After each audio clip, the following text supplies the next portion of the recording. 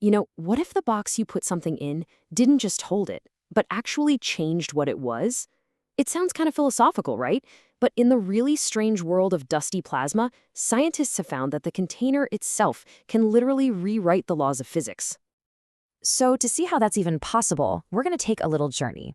We'll start with this cosmic curiosity you can find all over the universe, dive into a bizarre pressure problem that had scientists scratching their heads, and land on a huge discovery, all thanks to a virtual box. All right, first up, let's meet our main character, this strange, beautiful, and surprisingly common substance called dusty plasma. So what is this stuff exactly? Well, you start with plasma, that super hot, electrically charged gas we call the fourth state of matter. Then you mix in these tiny microscopic grains of solid dust. Now, because they're floating around in all those charged particles, these little dust grains just soak up electrons, giving them a massive negative charge. And that completely changes how the whole system acts. And get this isn't some rare thing that only exists in a lab. It is literally everywhere in space.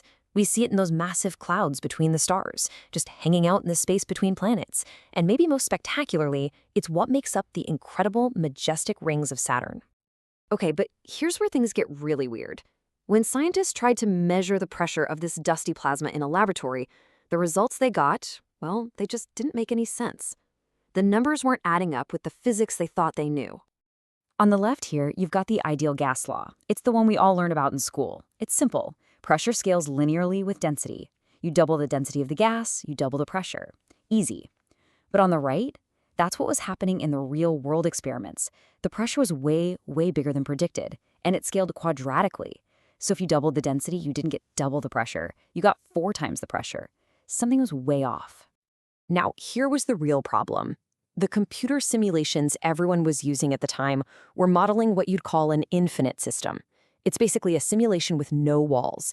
It's just easier to calculate that way.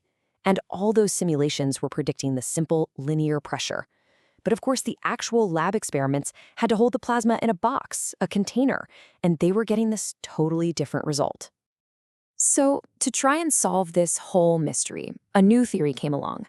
And the question was, what if we're looking at this all wrong?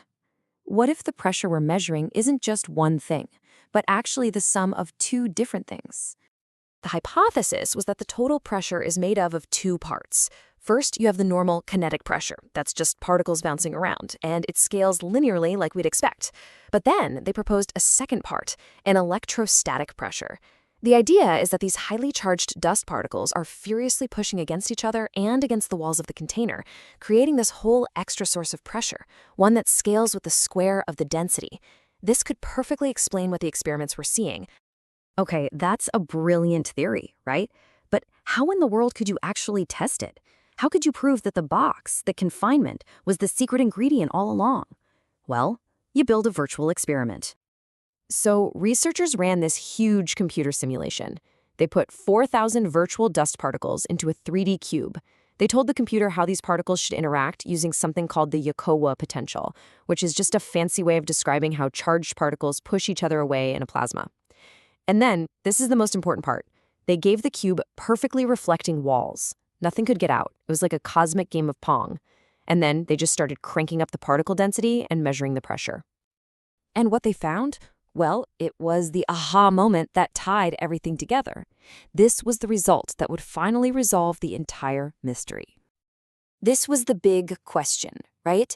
Did creating a virtual box, a confined system, instead of an infinite one, finally make the simulation look like what was happening in the real-world labs?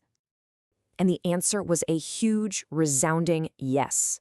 Just look at this data from the simulation. They ran the test at 3 different temperatures, which you see on the left.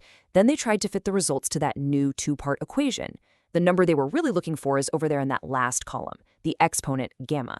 And check out those results, 2.005, 2.010, 2.034. In every single test, it was almost perfectly quadratic. It was scaling to the power of 2. This was it. This was the smoking gun. The simulation perfectly, beautifully confirmed the 2-part pressure theory. The pressure of a dusty plasma when it's stuck in a box really is the sum of its normal kinetic pressure and this extra electrostatic pressure. Mystery solved.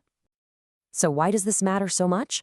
Well, the big takeaway is that the old simulations were using a mathematical shortcut, those periodic boundaries, to pretend space was infinite. But that shortcut was actually throwing away the most important piece of the puzzle. By just switching to a simple box with walls, the simulation suddenly matched reality. This completely changes how we think about dusty plasma, not just in our labs, but maybe even in confined systems out there in the cosmos. And that leaves us with this really fascinating thought. Confinement, the box, isn't just a passive container. It's an active ingredient that can actually rewrite the physics of what's inside. And it makes you wonder, what other simple assumptions, what other invisible boxes have we put our problems in that might be hiding the next great scientific discovery?